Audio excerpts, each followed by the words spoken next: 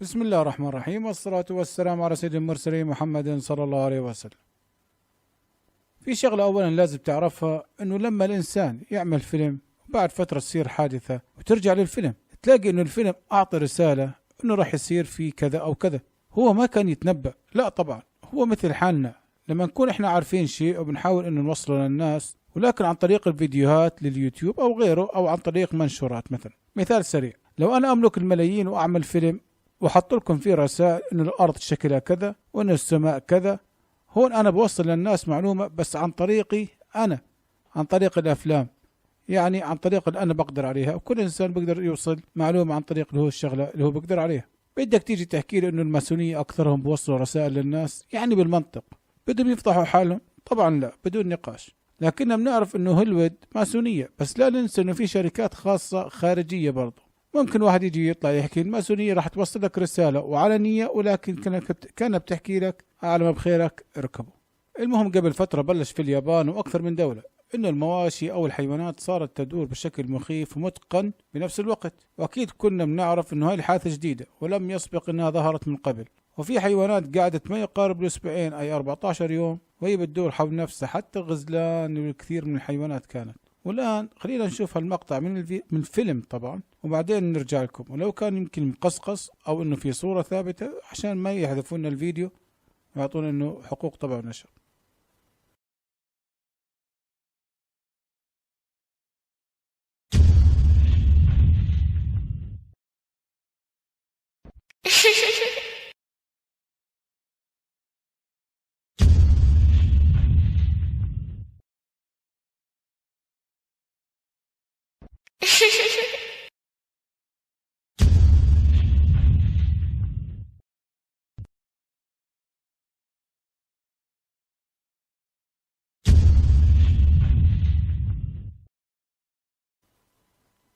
اللي راح يسأل الآن شو يعني ما فهمت، راح أقول له إنه الأبراج اشتغلت الآن بنسبة عالية في هاي الفترة، وتم رفع مستوى التردد فصار ظاهر للعيان في المواشي. واللي بيسأل شو هاي الأبراج راح نكتبها على الشاشة، لأنه لما نحكيها بنحذف الفيديو على طول. شايفين هاي الكلمة الآن تفعلت رسميا وبشكل عالي وتردد عالي، وكانت هاي الرسالة من الفيلم. طول الفيلم أنا حضرته علشان أجيب إنه الفعل عن ليش كان يحكي. فكان يحكي انه تحويل الانسان الى زومبي، بعدين انه يدور حول هاي الابراج. وطول الفيلم المخرج كان كل ثواني او كل دقائق يعطي برج المكتوب على الشاشة، كان يصوره بعدين يكمل المشهد.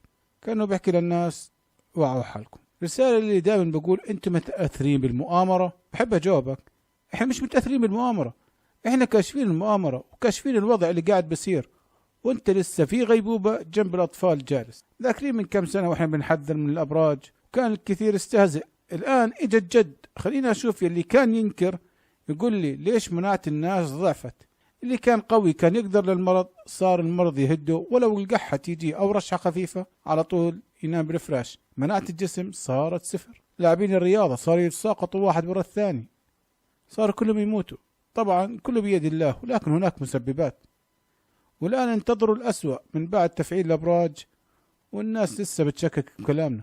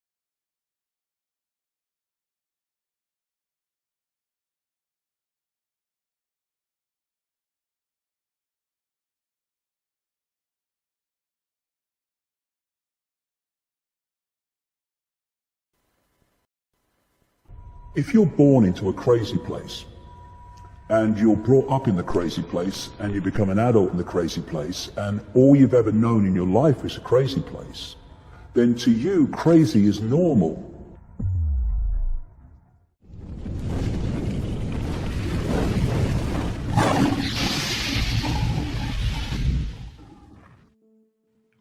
What happens when a cell gets poisoned is it secretes something called exosomes.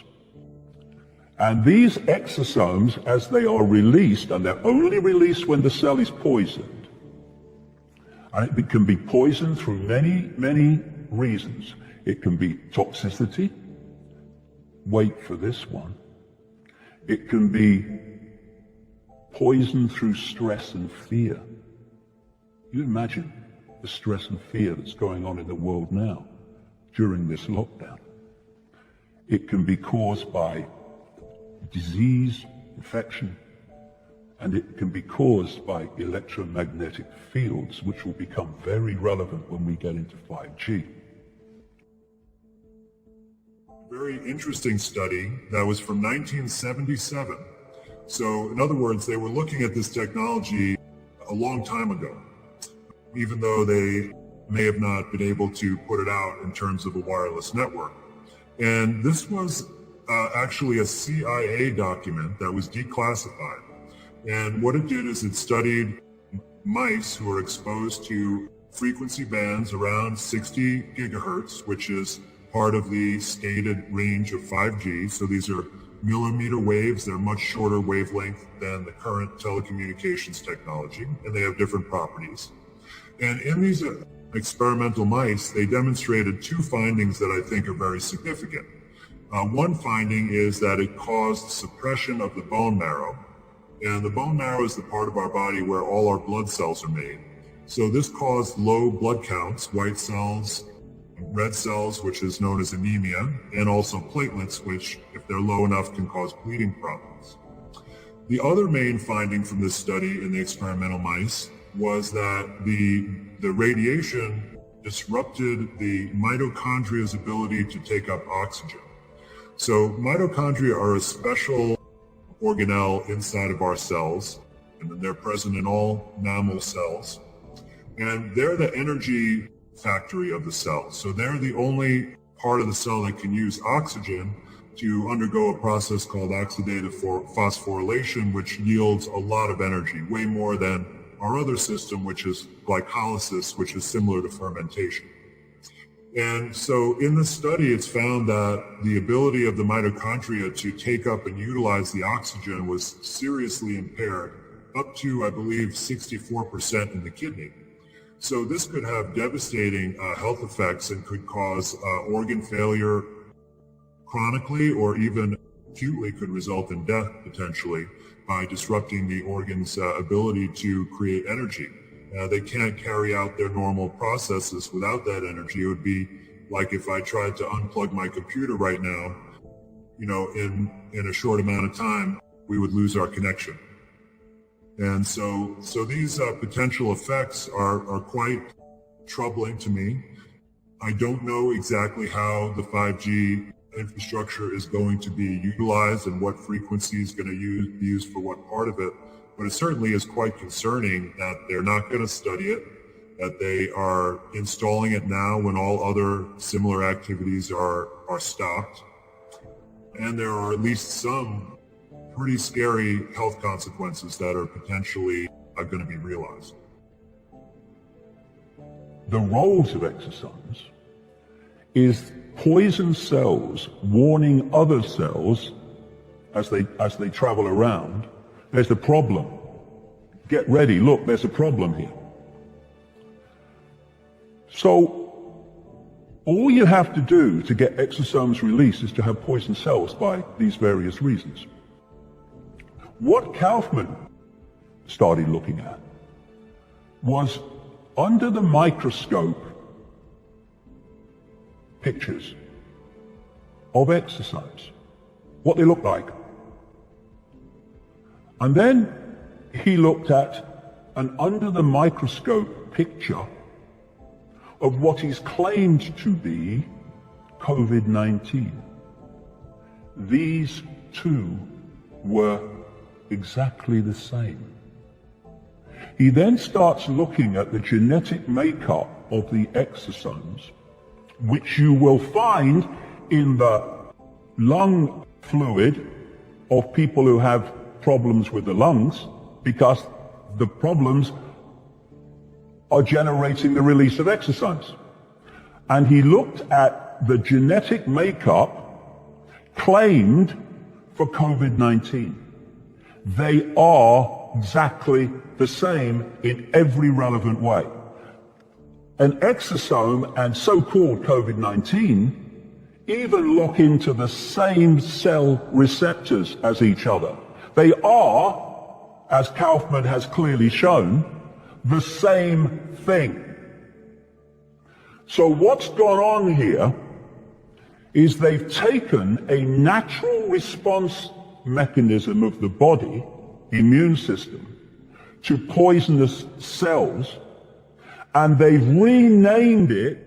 Now, this genetic material they've taken from the lungs of people, what is the basis of this test, will contain, by its very nature, these exosomes.